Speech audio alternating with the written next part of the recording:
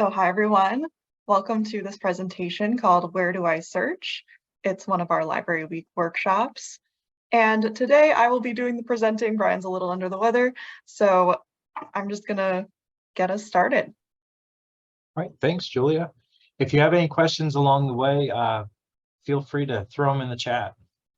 Yes, and also we do ask that you keep yourself muted during the presentation, but at the end there will be a Q&A where you could unmute yourself if you prefer to ask your question that way, or you can of course use chat. So a little bit about me first. My name is Julia Stone. I'm a reference and instruction librarian, and my email and phone are listed there on the slide. You can reach out to me with questions related to your library research. I mostly help with our virtual services like virtual workshops and library guides and some other services that I'm going to be going over today. My name is Brian Richards. I'm the Library and Resource Director here at EGCC. I'm based out of the Steubenville campus, so if you happen to be a local student and stop by our Steubenville campus, feel free to swing in and say hello. I have a great team in the library. We're kind of divided up between our two campuses, and as Julia mentioned, she's 100% remote. So likely chance that if you find us online, you'll get one of us, but two of our staff are located in Steubenville and two are located up at Youngstown. And so thank you again for attending this workshop. Thanks, Brian. Today, we're going to be talking a lot about library search tools.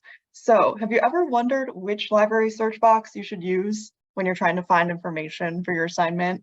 Today, I'm going to be reviewing these different library search functions and explain when it is optimal to use these different search tools. And on this slide, you'll see a list of tools that we're going over today. In this presentation, I'll first give a general overview of each of these tools and when we recommend using them. And after that, we'll do the brief demonstrations of each of these tools. So, gateway search. You've probably heard it mentioned before. So this is that main blue box on our homepage. So what is it? Gateway search is a search platform. It's searching most of our library databases all at the same time.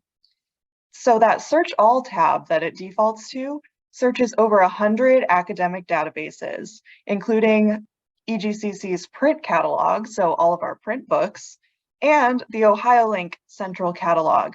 And OhioLINK, if you attended our previous session, is a consortium of academic libraries in Ohio, where we're all sharing electronic and print resources among libraries, which makes it more affordable for all of the libraries to be able to give resources, lend out resources to their students. So that Search All tab is very powerful, and we're going to demo that in just a bit. So when should you use gateway search? So gateway search is really helpful for finding articles. You can find scholarly or peer-reviewed articles from electronic publications. And gateway search is a really, really big, broad tool. You're going to get big lists of research, big lists of results when you use this tool. If you're unsure of your research subject area and you want to browse through a wide range of subjects, then you can use gateway search, and it can help you narrow your topic by finding things such as research starters or by browsing through different subjects available after you do a keyword search. For example, if you want to search for articles about COVID-19 in general, but you don't know if you want articles related to COVID-19 in education or COVID-19 in psychology or medicine, you could start with gateway search and do a general search and then see what kinds of things you find. So gateway search has a lot of filters that we're going to go over. You can filter by peer-reviewed articles, which are articles that have been reviewed by experts in the field, such as if there was a psychology scholar who wrote an article, to get it peer-reviewed, other psychology experts and scholars would have to review that article and give it back to the original scholar for revisions. They'd have to edit it and then submit the paper again. So you know that it's really credible information because it's been looked over by a lot of experts. So I'm going to show you that when we do our demo of Gateway Search. But in general, Gateway Search is great for articles. Next, I'm going to talk about GatorLINK. So GatorLINK is a tab in our search all in the Gateway search. I just talked about the search all tab, but there's also a tab called GatorLINK. And GatorLINK searches our library catalog for print and electronic materials that are available at Steubenville and our Youngstown campuses. The electronic materials in GatorLINK are the ebooks that we have locally purchased. So they're not part of like our subscriptions to various ebook databases. They're ones that the library itself, our library, owns. So GatorLINK is a really, really great tool for on-campus students, especially because it is looking at our local print collections. And this is what the GatorLINK page is going to look like. And I'll do a little demo of searching in GatorLINK as well. So when should you use GatorLINK? If you're looking for print books that you can check out at one of our physical library locations in Steubenville or Youngstown, GatorLINK is your go-to tool. So if you're a local student who lives near Steubenville or Youngstown, it'd be a great idea when you're looking for print books to search in GatorLINK. You also could use it to look for ebooks, but there are different tools that you could look for. For instance, I'm going to talk about Publication Finder, and that might be a better tool to find ebooks if you're an off-campus student. So we just had a talk about OhioLINK earlier today, but if you were unable to attend that one, we highly recommend you reach out to us at libhelp@egcc.edu. That's our library email, and we can send you a recording of that workshop that goes very in depth about what OhioLINK is and what it offers you as a student. So OhioLINK is both an organization and it is OhioLINK's resources that it offers you. So OhioLINK is a consortium of academic libraries, like I mentioned, but it does offer print and electronic collections to EGCC students since we're part of that OhioLINK consortium. So the OhioLINK tab and the OhioLINK catalog, which I'm going to show you how to access, that's going to search the collections of all OhioLINK institutions, and you're going to be able to request books through that. For the print collections, you will need to be located in Ohio, near an OhioLINK institution where you could pick up that print book. But OhioLINK offers a lot of electronic resources as well, which we're going to go over briefly. And those are available, of course, to all of our online students and, of course, on campus as well. So when should you use OhioLINK? If you want to check out a print book and it's not available at the EGCC's local print collection, you can use OhioLINK and request that other institution, say like Kent State had the book, they would send it then for you to pick up at EGCC. So you automatically, as an EGCC student, can request OhioLINK items to be picked up at an institution near you. And you can see a list of OhioLINK institutions at that link on the slide. And there are many, many of them. So this is great for Ohio students that are located near an OhioLINK institution. Publication Finder is one of my favorite tools because it allows you to search for journals, magazines, newspapers, ebooks, and streaming videos. So instead of the Search All tab, you would click the Publications tab. And this will not look at an article level. You will not see article titles, but you will see journal titles, which of course are the publications that contain articles. So you can find a journal on a specific topic and then search within that journal for articles. Or you could find ebooks on a topic and then browse through the table of contents, chapters of that ebook, download the ebook, etc. So again, this tool does not give direct access to articles. Instead, it is giving you access to journals, publications, etc. If we do have access to a title, It will list a date range for what is available, and it'll link to the resource.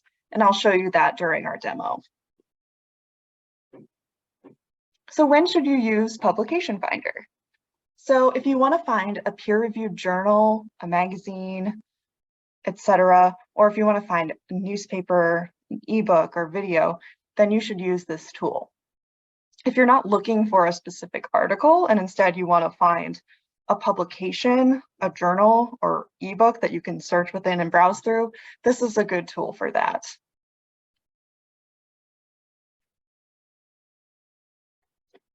Next, we have our A to Z database list. So what is the A to Z database list? This is a list of databases, and databases are searchable collections of resources, usually compiled on a particular subject, but some of them are more general, like Academic Search Complete, which has full text coverage for a lot of different areas of academic study. So our A to Z database list can be viewed alphabetically by subject, by database type, like you could filter by ebook databases, or by vendor. And so I'm going to show you how to filter through this list and click on a database based on a subject that you're interested in that you might be researching. When should you use the A to Z database list? If you're interested in finding scholarly articles, reference materials, ebooks, etc., you may have tried conducting a search in the main Search All tab of Gateway Search, but you found way too many results on your topic, and not all of them were relevant. So back to that example I gave of searching just COVID-19, you probably are going to find so many things on that topic, but when you're narrowing your topic down and you're like, actually, I'm interested in COVID-19 and its effect on preschool education, then you would go to a specific education database, do a search for COVID-19 in that database, and then you'll find a much more manageable list of relevant results. And I will show you this in action when we do our demos. So if you want to find a more precise list of results focused on a particular subject, it's great to dive into that database list. Also, if, for instance, your professor, classmate, or a librarian suggests to search in a certain database, if you know that database's name, then you can just look for it in the list, click on it, and do a search in it.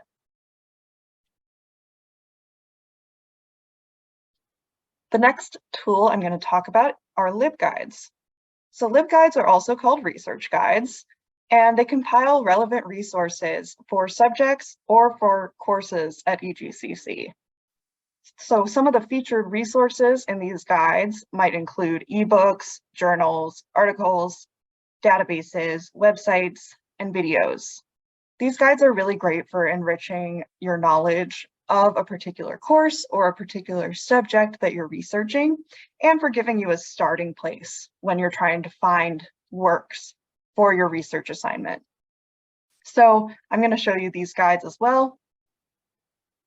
When should you use the guides? So you want a guide with tips to help you get started. Like I mentioned, they're great starters for research. You may want to find a variety of resources, such as ebooks to get a general overview of a topic, or articles to get a more specific and current up-to-date view of a topic. Or you might want videos or websites to kind of get an idea about maybe what professional organizations are posting about this topic. And another way that you might use a LibGuide is to find resources related to a specific EGCC course that you are taking. For instance, I just finished creating a lot of guides for paralegal courses. So if you are in a paralegal course, you could then look at the specific guide that has to do with the type of law that you're studying in that course. How-tos and FAQs. This is also called LibAnswers. So this is an FAQ page where you can find answers to many questions that our students have asked about how to use library resources, about how to conduct research in the library, or even just how to log on to the library in the first place. So if you're having trouble doing anything in the library, it might be a good idea to check out this FAQ and how-to page. When should you use it? If you want step-by-step instructions on how to use or access a library resource or tool, this is a really great tool. Or if you're having technical trouble with a library service, our FAQs are really good at walking you step-by-step of how to solve this technical problem, or they'll refer you to reach out to IT and they can help troubleshoot even more. Also, if you have a question that you think, oh, other students have probably asked this before, like if it's about accessing a course textbook or something, then you could type in a couple keywords into the how-tos and FAQs, see if someone else has asked it, see the answer. Bam, it's that quick and easy. So I'll definitely demo this. It's a really great tool for students as well. Now we're on to the fun demo part. So I'm gonna jump over to our library homepage, and we're gonna do demos of all of these things that we just discussed. So this is our library homepage, where we're gonna get started with a search in Gateway Search, our Search All tab. So like I mentioned, if you want to find a lot of resources on a topic in Gateway Search, it's a good starting place. You have a broad topic, you want to narrow it, etc. I want to talk first, before we conduct our search, about these two checkboxes down here. If you are an online student, I highly recommend clicking full text, because this will give you full text access to all of the results in your results list. What this means is you'll be able to access a full version of the article, a full version of the ebook, and it will not prompt you to get a print version of the book, which you wouldn't be able to pick up as an online student. So that's why full text is really, really helpful if you want to make sure that you have that full text access. Peer-reviewed, like I mentioned before, is when an article has been reviewed by experts in the field. A peer-reviewed article is the cream of the crop, really, really credible research. But there are scholarly articles that are not peer-reviewed that still might be good to use. So only if your professor has specified, like, we want you to use peer-reviewed sources, would you need to check this box. So if you're unsure, you can always reach out to your professor and ask, do we need to use peer-reviewed sources for this assignment? And they can give you more clarification. I'm going to go ahead and leave it unchecked at the moment, and we're going to search.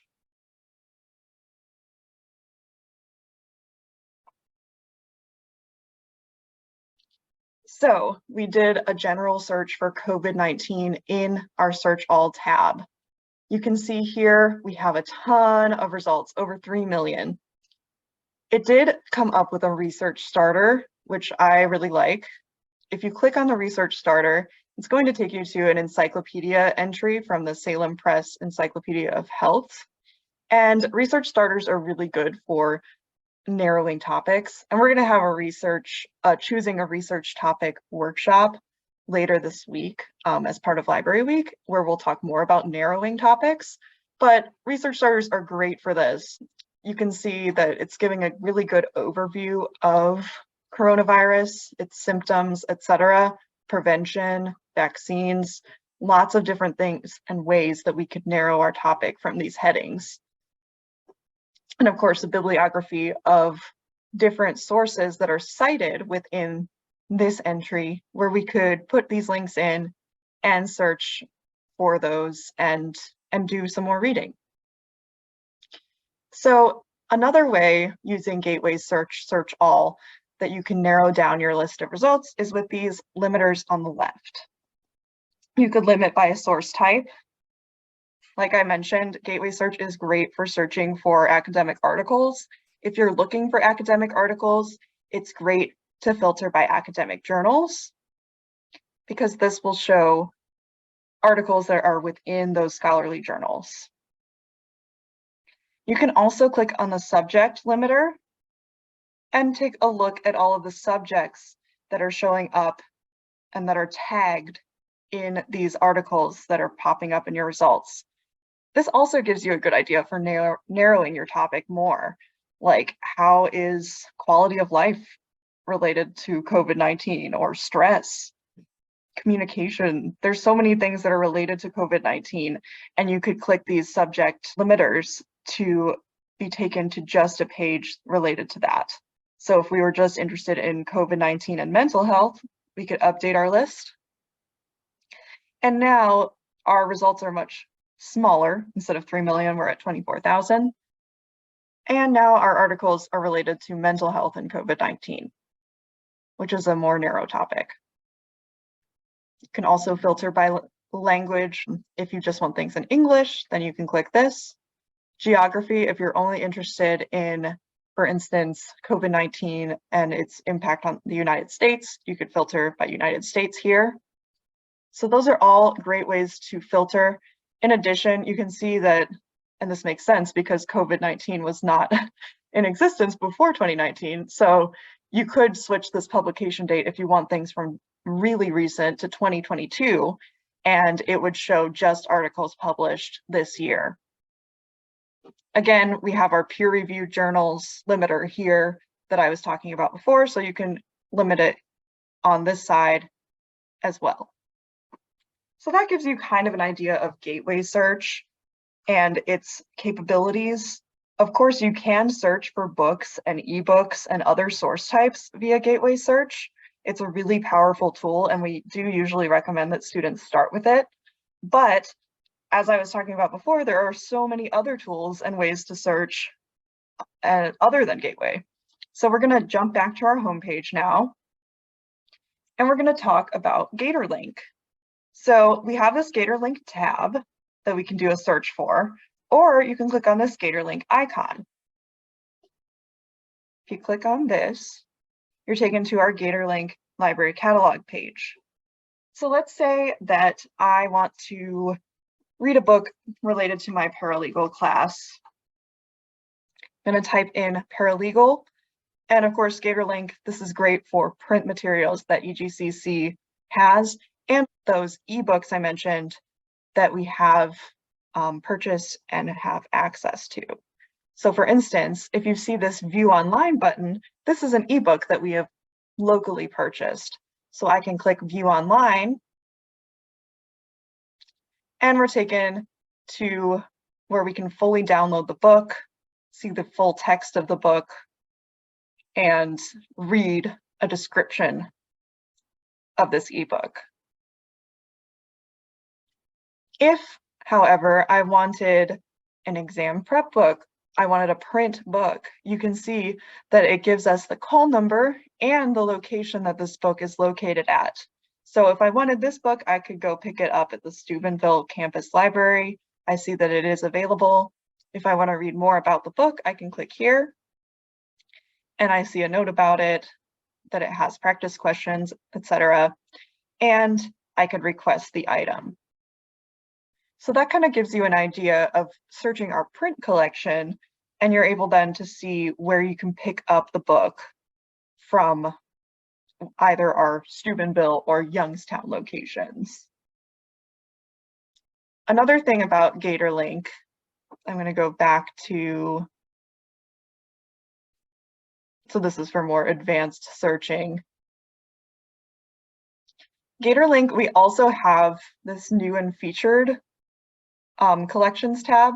So if you click on new and featured, you can see some lists that we've put together. So you can see new materials that we've added to our collection and new ebooks that we've added to our collection. We also have a couple of grant ebook and print titles and a Celebrating Ohio Book Awards and Authors collection. So if you click on this, like for instance, if I'm interested in what is newly added, we can see that some novels have been added to our different library locations, and you can read about them and request them and pick them up. And if they're unavailable, you'll see something like this is due on this date, or this one, for instance, is a reference book, and so it's for library use only. You couldn't check it out, but you could go read it in the library. And if you have any more questions about GatorLINK, feel free to reach out to us via email or by library chat. The library chat box is on our homepage. It's this gator with a book icon, not the small gator, but the gator with a book. You can click here, fill this tiny form out, and start a chat. I know my coworkers are online right now and they'd be happy to talk. So our next tool is OhioLINK. And I find that the easiest way to actually get to OhioLINK search page is through GatorLINK.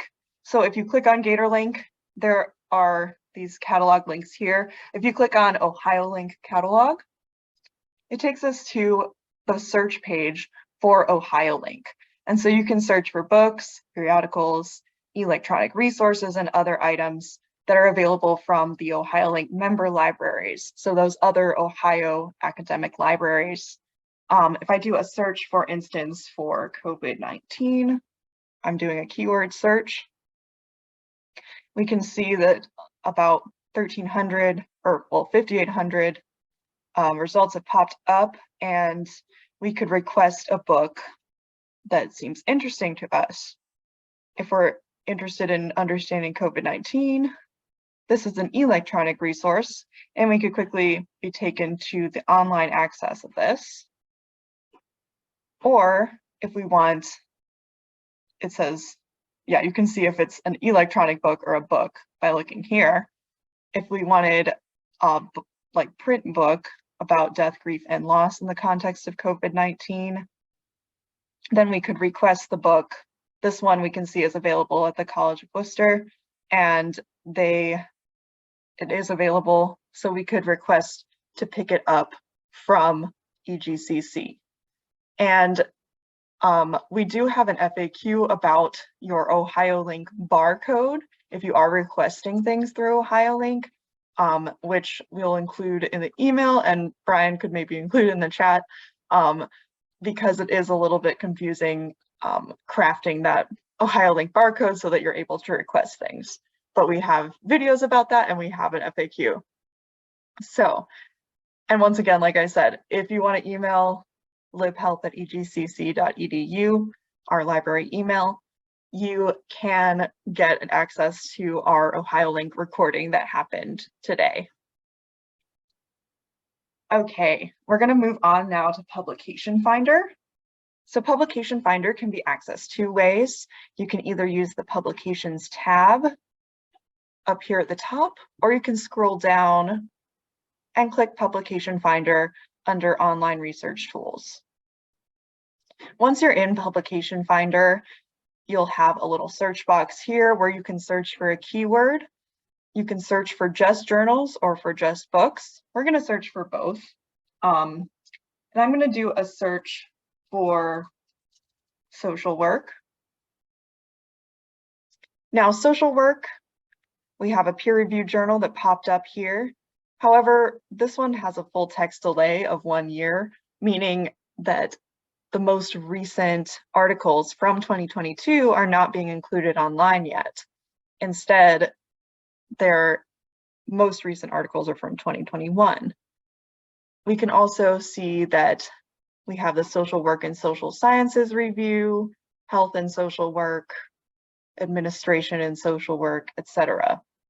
So I'm going to go ahead, we're going to look in social work and social sciences review just to get an idea of what some of these full text access links look like. So this one is going to take us to our Soc Index database. And if we click on that, it takes us to the publications home page of sorts.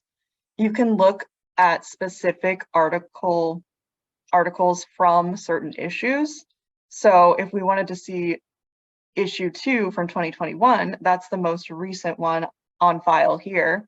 We could click on that, and then we see the 7 articles that are in that issue. So for instance, if we were interested in place of child development and evaluations related to custody in Turkey, we could click on this article, and then we'd click PDF full text in the top left to be taken to the full article. And we can read it here. We can also save it to our drive and do some different things here. If we're logged into EBSCO, we could save it to a folder. But you're not required to log in to EBSCO host to access anything. We do have FAQs about that, which I'll show you when I go over FAQs. So if we go back to Publication Finder, International Social Work is a different journal. Sometimes the journal links will take you to different platforms. Like for instance, this journal link takes me to OhioLINK's page.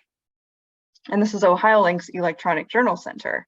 So we can look at the volume that came out most recently.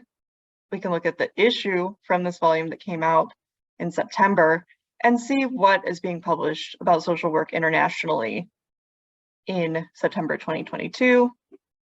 If we're interested in the second migration experience and these implications for social work practice, we can click on the article, read the abstract to get a summary of what it's about, and click PDF full text to be taken to the full text of the article. So Publication Finder is great for browsing through the issues, like the most current issues of a particular journal, but you also could look for a keyword within this journal. Say, for instance, we are interested in social work and poverty. We could do a search. And we see all of the articles that mention the keyword poverty that are within international social work. So this is a much narrower version of looking for articles than, say, Gateway Search, which we started with, because we're just searching within one journal, whereas Gateway Search is looking within many journals and many databases. So we're getting a very, very pinpointed look at what is being published related to poverty and social work. And for Publication Finder, I do want to show you briefly how to search for books, since that's the other main thing you use to search for in here. You also could look for videos or reports, etc. But we're going to look for books. And we can see that there are a lot of books that come up.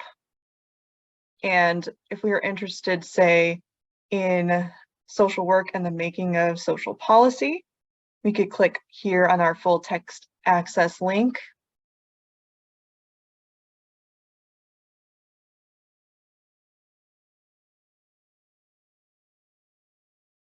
And it takes us to a page. This one is available through Cambridge Core, which is just another type of database. And we have access, as we can see with this green check mark. And these are all of the different chapters from this book. If we are interested in social reform in the US, we could click on this and be taken to the chapter. We could just view it right on here. We could save it as a PDF. And that is a good way to access various parts of this book. So you'll find a lot of different links to various different book databases from Publication Finder. And it's a really great way as an online student to make sure that you're getting that electronic book that you want to read online. So now that we've talked about Publication Finder and how to browse through and search within books and journals that you find in Publication Finder, we're going to jump over back to the library homepage. I'm going to X out of some tabs so we'll run faster. And we're going to look at the A to Z database lists next. So like I said, this is a complete listing of all of our research databases. And these databases can be viewed alphabetically, by subject, by database type, etc. So let's say that we are looking for a nursing database or in a nursing course. We can click on nursing. And now we see 16 databases that are specifically related to the subject nursing. And so nursing, what we usually recommend for nursing is this CINAHL, CINAHL Plus with full text. And this has a lot of really great full text access to journals in the nursing field. And if you click on this from the A to Z database list, it'll open a new tab where you can do a search. So if we were looking for COVID-19 and its effects on nursing and the nursing profession, for instance, we would probably want to search in this database as opposed to the big gateway search from the homepage, where we're going to get so many other COVID-19 related subjects and articles. So I'm going to show you briefly what one of these subject databases looks like. If we do a search for COVID-19 in this database, we have less results than we did when we did gateway search. And we can see that these are more based on symptoms and on the medical side of COVID-19. And we can then also limit to full text, make sure we can read the full article and not just an abstract or summary. We can filter by publication date. If we want to make sure that we're looking for academic journals, we can do that. We could search by magazines and update our results if we want academic journals.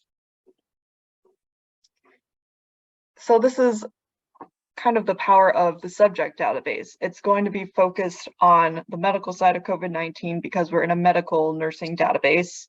And we can, of course, use our other limiters like we did with Gateway Search. It's a similar platform. However, we're just looking in a small collection of databases. And one newish tool is this Choose Databases by Subject tool. And so this is interesting in that we can search based on like a grouping of subjects. So if we wanted like life sciences, that would include some of our more medical databases because it has to do with life sciences. If, for instance, instead we wanted to be searching for business related things, we could look and do a search in all of our business and economics databases at the same time. So it's kind of like you're doing a big grouping of databases instead of just the singular database that we found from A to Z database list. Another really cool thing about this particular subject database, CINAHL, is that there are these evidence-based care sheets. And sometimes subject databases will have these special features that are only available when you're in the database. So for instance, if we wanted to see evidence-based care sheets about something such as asthma, we can click one, we can hit search, and we're taken to the evidence-based care sheet. And it has a big overview of some evidence-based care advice and tips having to do with this particular ailment with asthma. So that's a really cool thing about CINAHL, is that it has this type of resource, which you wouldn't really find as easily in other databases. So it's really cool. And back to our A to Z database list, there's one more thing I want to show you, and that is sorting by database type as opposed to by subject. So I'm going to go back to looking at all of our subjects, and I'm going to click on ebooks instead. So this is going to show a list of our databases that include ebooks. So you can do searches, for instance, in our EBSCO ebook collection, which are on various academic subjects. You could look in Gale ebooks, which is another one of our vendors, and they have a lot of great education ebooks, for instance. So there are a lot of databases that you can search through and find resources in and find ebooks particularly in. All right, next we're going to cover LibGuides. So LibGuides from the homepage are accessed by clicking Research Guides. And LibGuides are compilations of various resources that are either focused on a particular course or a particular research subject. So you can look at our guides by grouping, by subject, or just a list of all of our guides. For instance, if you are in a business management course and you're in the course on employee benefits, then you could view this course-specific guide that is related just to that course. On a course-specific guide, you're going to see a course description, and everything in the guide is going to have to do with things that are covered in this course. And usually there will even be a link to the textbook that the course is using. So us librarians will work in tandem with the faculty members who design these courses. So everything in here is going to be really relevant to the course. It'll list some databases. These are from our A to Z database list that I just went over, and you can find these and click on them and do a search, for instance, for employee benefits in one of these databases and find even more resources. You can use these tabs on the left to search for ebooks. So ebooks, these have all been compiled. I actually made this guide and I looked in Publication Finder to find these ebooks. And I then also put a link to an open textbook, which is just openly available on the internet. It's not just through the library. We also have links to the ebook databases so that you could do a search and try to find more ebooks on your own. Journals in our collection, I also found these via Publication Finder by doing various searches for compensation and employee benefits. So this will take you right to that journal page where you can either browse through issues or search via keyword and try to find articles in those journals. Websites are, of course, not only through the library. These are available on the web. You can see we have some professional organizations listed here that have to do with employee benefits. So these are just other ways to enrich, to find news about the topic of employee benefits and stay up to date on the latest happenings. We also like to include videos that are from various YouTube channels. Sometimes these will be like from the Academy to Innovate HR, which is like an organization related to HR. And you'll see a whole bunch of playlists, YouTube videos, TED Talks, all just to add to your understanding of the topic that your course is focused on. So in addition to these course guides, we also have more general library guides. For instance, I recently created one on psychology. And so if we wanted to view a general subject guide, these will not have a course description, of course, because they're more generally applied to just psychology in general. So we have a research starter section where you could get an overview, like an encyclopedia entry on these different aspects of psychology. We also have some very short introduction ebooks. These are very, very brief, easy to understand resources that cover big topics within these various psychology subshoots. And the tabs at the top are similar in that they're organized by resource type. We have a lot of ebooks related to various aspects of psychology that you can click through and read through. We also have print books. So these ones are available on campus for on-campus students. There are journals, of course, and these tabs at the top are different aspects of psychology. We have videos with video collections and playlists, different YouTube channels that are relevant, and websites that are relevant as well. The other thing I want to talk about with LibGuides is that from the homepage, we have linked to a few LibGuides that are really, really helpful for any course, like our citation and writing guide. Often your professors are going to ask you to cite in a certain format, like APA or MLA, or even Chicago Manual of Style. And our citation and writing guide gives a really comprehensive overview of these citation styles and walks you through how to create these citations. So for instance, if I was trying to make my reference page for APA, we have examples here of how to cite all of the different types of references. So like a book, this is how you cite it. And we have a workshop on APA coming up this Friday.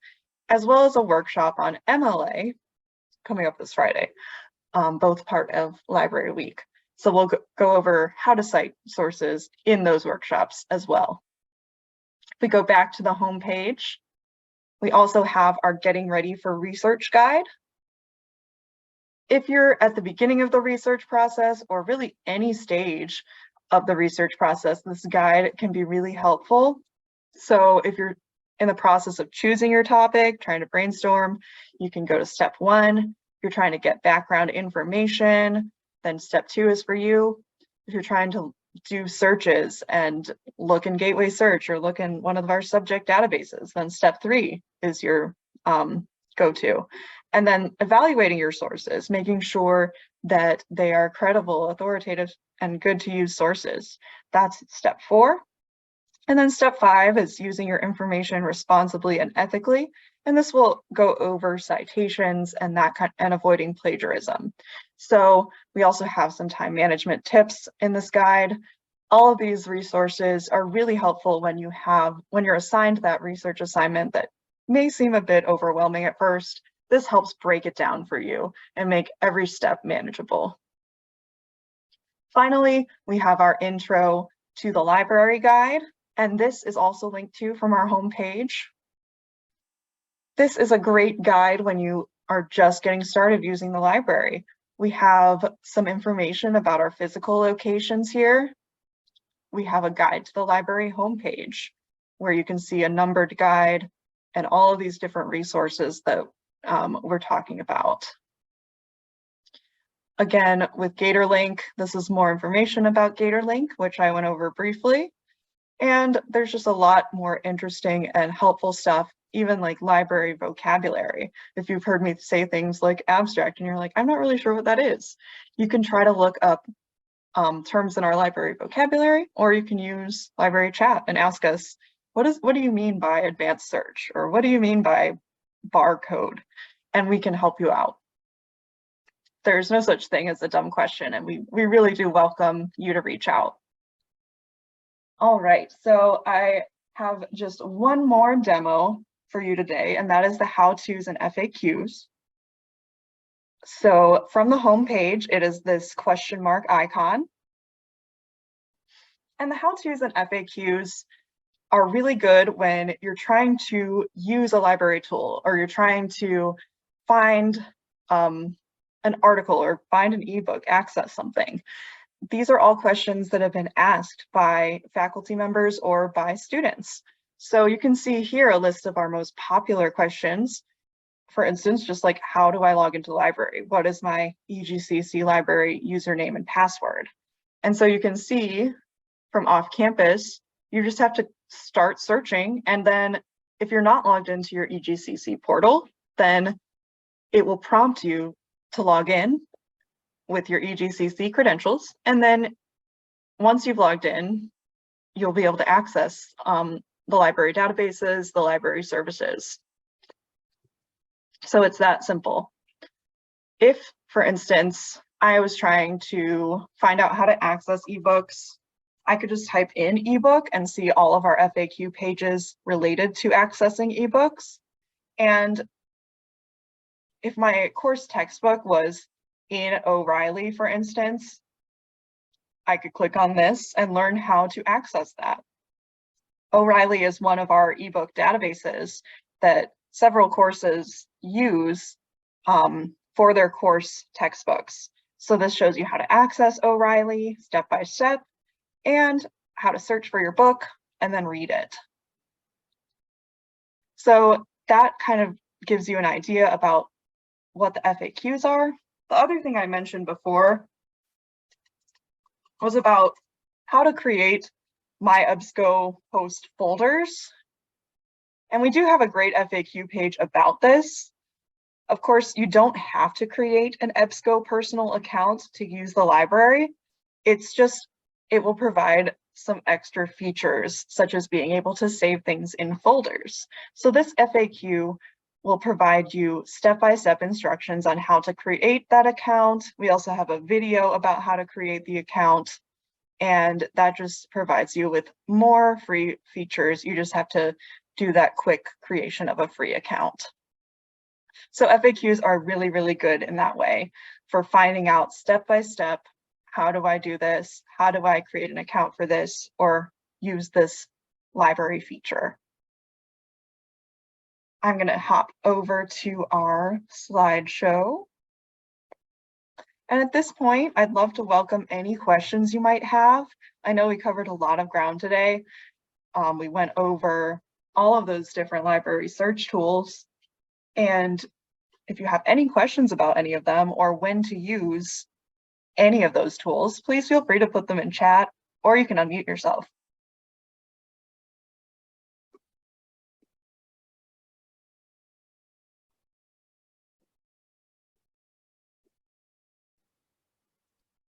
Thank you, Julia. Could you go back to the LibAnswers real quick? I wanted to show them Sure. a link where they can submit their own question if they had one. Oh, yeah. Let me go back there. Yeah, so on LibAnswers, we have submit a question. So it's right here on the right. And you can submit your question here, put your email info and submit, and then we'll answer it. Someone from the library staff will be sure to answer your question. Those questions go right into our ticketing queue. And I see a question in the chat. Susie asks, how do I save research to use at a later date? And that's a good question. And there's several ways you can do it. One is to use a database login like the MyEBSCO. A lot of our databases have those personal logins. Nexus Uni has one, Gale has one, and EBSCO, of course, has one. You can also, if the research is available as a PDF, you can download it to your computer. You can save it as a file on your computer, but you can also create a bibliography and then save the articles using the permalinks. Yeah, I was going to show you the permalink tool really quick. So if I find an article that I'm interested in saving, the permalink tool, after you click on the article title, is on the right. And you just copy and paste this link. And it is a persistent link, meaning that if I click on this link later, it's going to take me right to this page. Whereas if I copy and paste the link from the top bar, it's not going to bring me to this page because it's specific to this research session and it's like it doesn't remember where I am. So if you're ever trying to like share an article with someone, or if you're just trying to like create a list of all of the article links that you are interested in, you can just quickly copy and paste that permalink and you'll have access to it later. I'll show you right now where I copy and paste it. I paste in this permalink and it's going to bring me right back to this page. And one thing about links that you'll want to do is save it with a citation. Sometimes the links do expire or break if the databases update. So at the very least, save the title of the article you're finding, and then save the link along with that. And then and the cite tool here, it does create a citation in one of these formats. These are not always 100% accurate, but it's good to at least copy and paste this to have that title. And you can double check using our citation and writing guide to see if it is indeed formatted correctly. Yeah, so that's a great question, Susie. Thank you.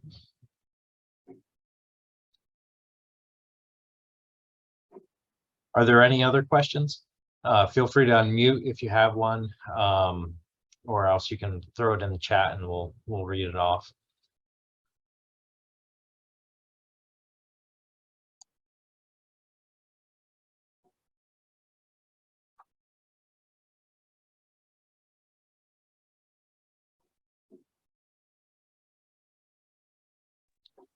All right. If I could just expand on what you told me about using my EBSCO database, that's something I would have to create an account. And then the permalink, I can just copy and paste. Yes. That's great to know, because for some reason in the past I've used folders when looking for research articles, the papers I have to write. And then I thought I was saving it in a folder, but when I went back to the folder, there was nothing there. And trying to find it again was near impossible. So I really appreciate your advice. Yes, that's definitely a good point, that the permalink is a great way to save if you want to just put it in like a Word document or a Google document. You can copy and paste that with the citation, and you don't have to create an account to do that. The folders, you would need to create an account. You can also just click on the PDF full text, and if you're using your own like personal computer, you could click on the download button for this PDF and download it to your device as well. So if I wanted to save this as, say, like Article 1, it's saved in the downloads now on my computer. That's what I ultimately started doing. Yes, I yeah, didn't and that know is a any way to other do it way. as well. Yeah, the one thing about the folders and the databases is you have to make sure you're signed in, and your browsers will sometimes sign you out and you won't realize it, and Yeah. you throw something in there, and then the next time you log in, it's gone. We have another question. Can you touch on scholarly sources again for research articles? So scholarly sources, the peer-reviewed is a particular editorial model, I guess is a way to put it, and where experts review each other's work, and they follow a certain process for reviewing that work and making sure it meets certain standards. If you use the peer-reviewed limiter, it does eliminate articles from other academic journals. Some academic journals use a traditional editorial model where they hire a professional editor to go through and review the content. They're just two different models, but just know if you use the peer-reviewed, it does take away some results from other academic journals that use the different editorial process. And so, some assignments do require you to use peer-reviewed articles. So you want to check with your professor to make sure that you understand what your assignment requires. I hope that answered the question. Yes, and I also posted a Finding Scholarly Articles. It's a brief self-guided tutorial. So this link, it has a really helpful video about the peer review process. It's just 3 minutes about it. So you can watch that video, and it kind of takes you through what peer-reviewed articles are like, how it works. So that can be another source too if you want more information. Thanks, Julia. I had actually forgotten about that tutorial. Yeah, no worries.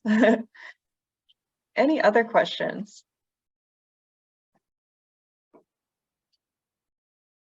All right. I don't see any other questions in the chat. If you think of one afterwards, feel free to email us at libhelp@egcc.edu, and we can respond to you through email.